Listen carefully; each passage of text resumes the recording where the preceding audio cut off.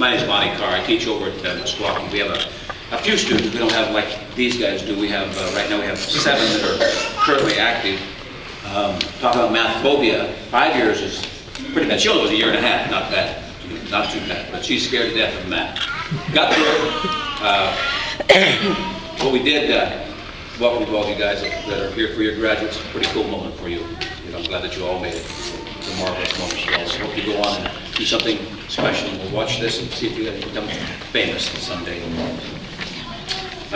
Each year, we're asked to give awards, and we just did that. And it's a very, very special moment. Sandy emailed me, a couple weeks ago and asked if I had someone to recognize. She asked if I would recognize Cheryl. I said, sure, not a problem.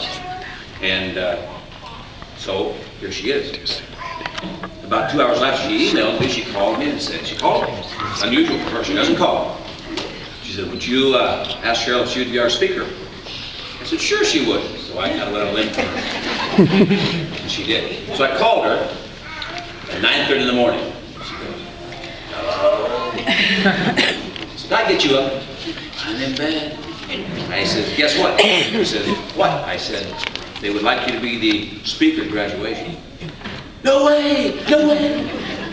Yes way! Took a couple minutes and she finally woke up and she realized she had said yes and she would do that. And she realized, oh God, what did I commit to? You know, I got to make a speech. A little bit of history of her. She it took a 1.5 years for her to do this. We couldn't figure out. It just wouldn't click. Math just would not click. Her first score, I think, was 360 with Sharon, I think, which is really low. And she climbed up a little bit. She tried last year on her birthday, missed by one question. One question. So, of course, she got discouraged and quit for a little bit, but she worked it till July, tried it again, didn't make it, so she took 5 months off. And since January till now, she has been putting about 30 hours a month in. She's put about 102, 103 hours in since January 15th. A lot of time spent on math. We worked and worked, and finally, she figured out she had to talk to herself. She and I sit across from each other like this, so I do everything upside down, but that's the worst part. And she was talking to herself, and I said, you answer yourself? She said, yes, I do. And she does. And she would sit there, and she would say, she would make a mistake. Stupid, I'm so stupid. Cheryl, you're stupid. And one day, the lady I work with, her name is Bev, she sits behind me, and one day we realized she didn't say stupid anymore. She looked at me one day across the desk, she said, I got it. Just like you. So she came back last week on Tuesday for her birthday, and she passed her math test on her birthday. No better practice.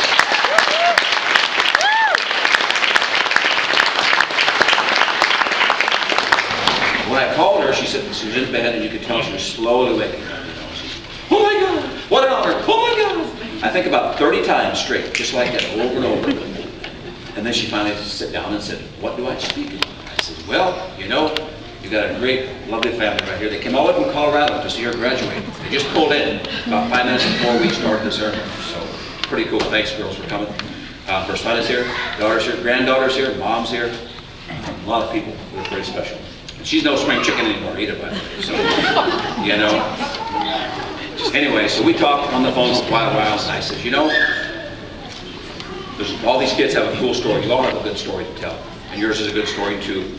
And I told her, you know, you can just talk about your family, the things that happen to you in your life, the things that are important to you.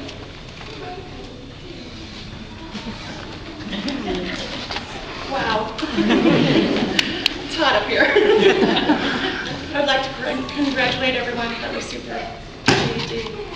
What a great accomplishment. Gosh, sorry, I am so nervous. It's a great accomplishment. I know I had a really hard time in school, and I'm sure some of you also did. Although we know why we dropped out of school, but we're here today to receive our diplomas. Good job, we did it. I would like to tell you about my long journey to getting where I'm standing today. I quit school at the age of 16, got married, and moved to Colorado. I had an already made family, 3 beautiful girls, Kim, Genesis, and Randy Jo.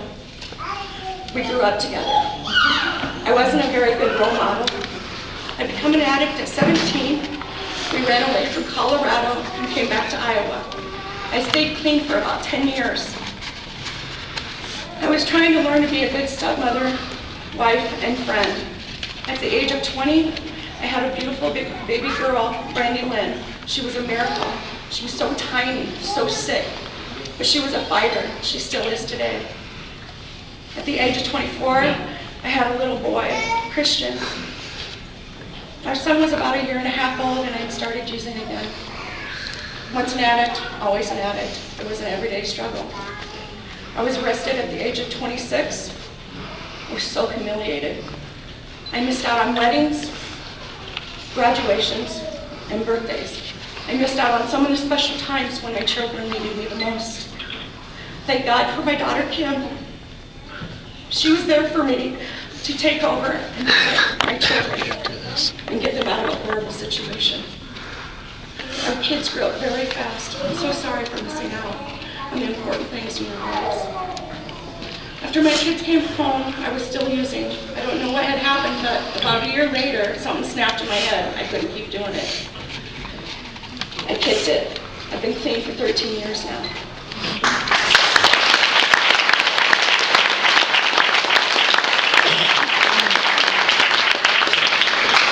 In April of '97, I was lucky enough to get a job at the casino. I loved my job and the people I worked with, but I was still a high school dropout. I asked myself, why did you quit school? I know why I quit school. I was lazy. I quit because I didn't think I could do it, and I'd just given up. It was easier for me to quit than to stay in school. But everyone has their own story, their own excuse, and my excuse wasn't good enough for me anymore. I had to find a place where I could start from scratch, a place where people believed in me and gave me confidence and a special push. About 2.5 years ago, I was sitting in the break room at the casino. A flyer on the bulletin board caught my eye. The words GED classes offered jumped out at me. I thought to myself, now is the time. It's been a long, hard struggle. I got so frustrated at times, and I wanted to give up again. But my family, my friends, and my teachers, Monty and Beth, would not give up on me.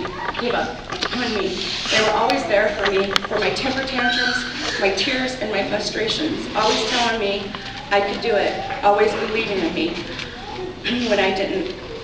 I wanted to finish on my birthday last year. I had 2 tests left, science and math. I didn't get to my science test. I had missed the math test by 1 point. I was so close, so devastating to me. I was so upset. I failed again. I thought I couldn't do it. Here we go again. I quit studying. I quit going to classes. I quit again. 5 months went by. All the wonderful people out there that believed in me kept telling me I could do it. This year, on my 42nd birthday, I passed.